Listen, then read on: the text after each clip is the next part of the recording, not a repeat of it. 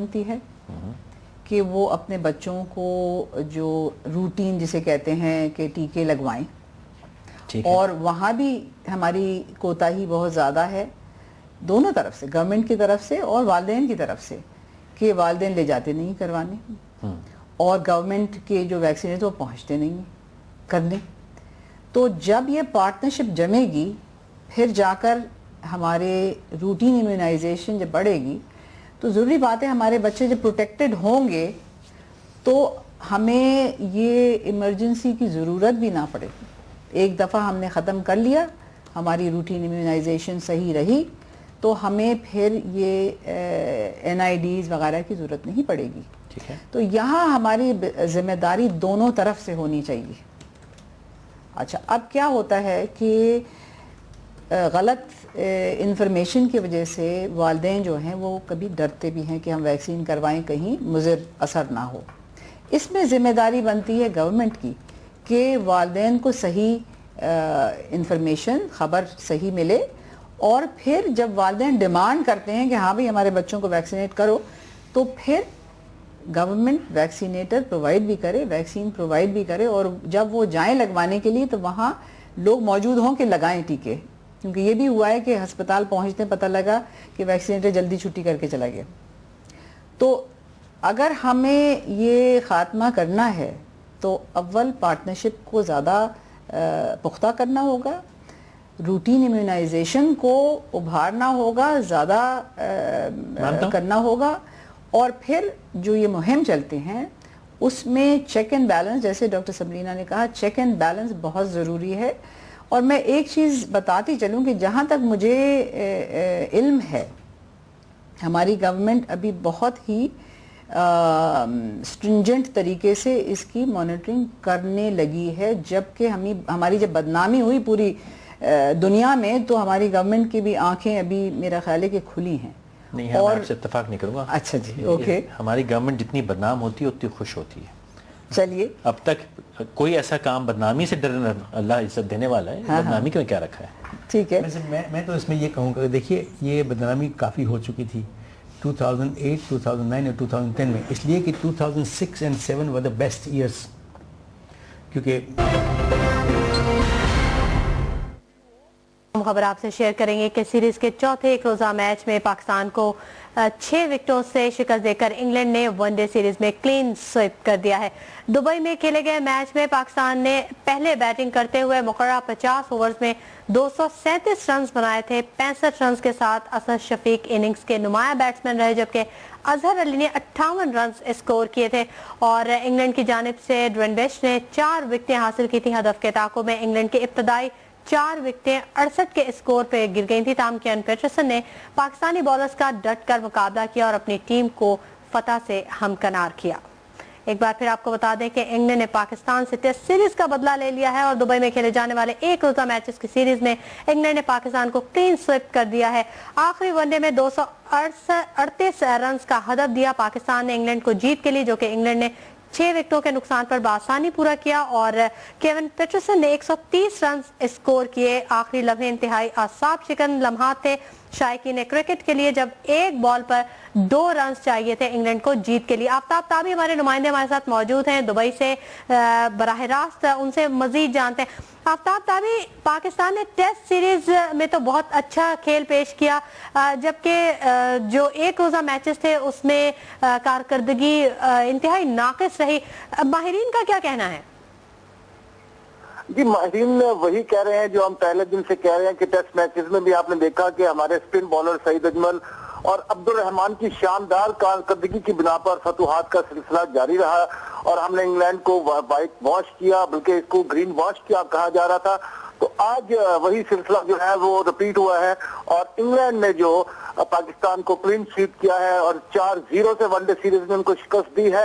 اور اس طرح آج جو کیون پیٹرسن کی لگاتار دوسری سنچری ہے، انہوں نے بہت ہی اہم کردار ادا کیا اس کلین سویپ میں. اور میں یہاں پر یہ کہوں گا کہ اگر آج جیسے پاکستان کی طرف سے اظہر علی اور اسد شفیق نے عمدہ بیٹنگ کی، اگر نیچے سے بھی اسی طرح کی بیٹنگ ہوتی 30 سے 40 رن یا 20 رن بھی اور تو پاکستان شاید یہ آخری میچ میں کلین سویپ کا جو ایک شرمناک دھبا ہوتا ہے اس سے بچ نکلتا اور T20 میچوں میں بہتر مرال سے اور بہتر حوصلہ سے پاکستان شریک ہوتا.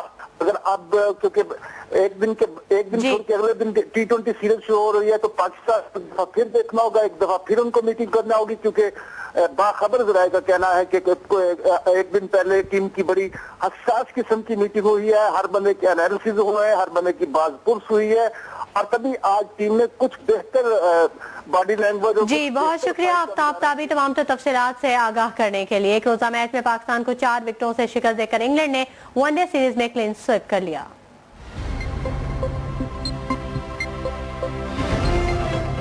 ہارگونے سے زیادہ اس لیے کہ 25 پہ پہنچ چکے تھے نا, اور ہم 192 پہ لے آئے, ہم نے 198 پہ لاسٹ ایئر, تو ہم نے تقریباً میں نے 8 گنا کر دی ان 4 برسوں میں عوامی حکومت. لاسٹ ایئر سارے ریکارڈ جب توڑے ہیں تو last year was designated as emergency national immunisation polio eradication, اور ایمرجنسی خود ہی کریٹ کی 4 سال میں. اب آپ آگے بڑھیں, میں آگے بڑھوں کیسے, اس سے آگے بڑھیں کہ ہم اب کیا کریں. میں میڈم کی بات پہ تھوڑا سا ایڈ کروں گی کہ دیکھیے ہونا یہ چاہیے اصولاً کہ ہماری یہ جو ویکسینیشن ہے, جیسے میڈم نے کہا کہ یہ اس جگہ اویلیبل ہو جہاں لوگ لگوانے کے لیے آتے ہیں. جیسے ہمارے بیسک ہیلتھ یونٹس ہیں, ہمارے پرائمری ہیلتھ کیئر سینٹرز ہیں جو کہ بند رہتے ہیں یا وہاں پہ گائیں بھینسیں بندھی رہتی ہیں, وہاں ویکسینیٹرز اویلیبل ہوں تاکہ عام آدمی جو کھانسی نزلے چھوٹی چھوٹی بیماری کے لیے آتا ہے وہاں پہ اس کے بچوں سے پوچھا جائے کہ ان کو تم نے ویکسینیشن کروائی ہے نہیں کروائی ہے. سیکنڈلی اوقاف کی مسجدوں میں حکومت ان مولویوں سے خطبے دلوائے. جو ہم ایک دوسرے کو گالیاں دیتے ہیں خطبوں میں, اس سے بہتر ہے کہ حکومت ان کو پابند کرے کہ تم اپنے خطبوں میں لوگوں کو بتاؤ کہ دیکھو تمہارا بچہ اپاہج ہو جائے گا, تمہارے بچے کو زندگی بھر کا روگ لگ جائے گا, اس کو لا کے قطرے پلواؤ پولیو کے. ان مسجدوں میں انتظام ہونا چاہیے کہ لوگ لا کے اپنے بچوں کو وہاں پہ ہی کم از کم پلوا لیں. ہر ریسورس ہمیں استعمال کرنا چاہیے, تب جا کے ہم اس کو ایریڈیکیٹ کر سکیں گے. ہمیں اپنے EPI پروگرام کو اسی طرح سے اسٹرینتھن کرنا چاہیے جو ہمارا بیسک EPI پروگرام ہے. ابھی جیسے سر نے بتایا بھی کہ اگر ہم پاکستان ڈیموگرافک ہیلتھ سروے 2006-2007 دیکھیں تو ہماری تو صرف EPI جو ہماری روٹین ویکسینیشن ہے وہ بھی صرف 47 to 50% کوریج ہے اس کا. ہماری میزلز اور ممپس کی صرف 53% کوریج ہے.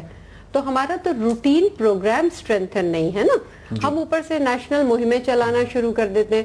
یہ بھی ہمارا بہت بڑا فالٹ ہے کہ ہمارے جو آن گوئنگ پروگرامز ہیں ہم ان کو اسٹرینتھن نہیں کرتے. یہ فالٹ نہیں ہے, ان مہموں میں بہت پیسہ ہوتا ہے. ساری مسئلہ یہ بھی ہے, اشتہار لگتے ہیں. کرپشن ایک بہت بڑا پرابلم ہے جو کہ ہمارے یہاں ہے. دنیا کہہ رہی ہے, کوئی سب لوگ اندھے تو نہیں ہیں, ہماری ساری دنیا کے سرویز کہہ رہے ہیں کہ کرپشن سے یہاں پر برا حال ہے. اور بھی ہیں, وہ یہ ہے کہ دیکھیے جب نیشنل امیونائزیشن پروگرامز جب چلے 94 سے قومی مہم چلی ہے, پہلے روٹین امیونائزیشن تو تھا ہی نا, EPI کا پروگرام تھا, تو اب 2 آ گئے کمپیٹنگ پروگرامز. تو کمپیٹنگ پروگرامز کے لیے یہ بھی دیکھا گیا ہے کہ جو ریسورسز ہیں وہ سپریٹلی ایلوکیٹ نہیں کیے گئے.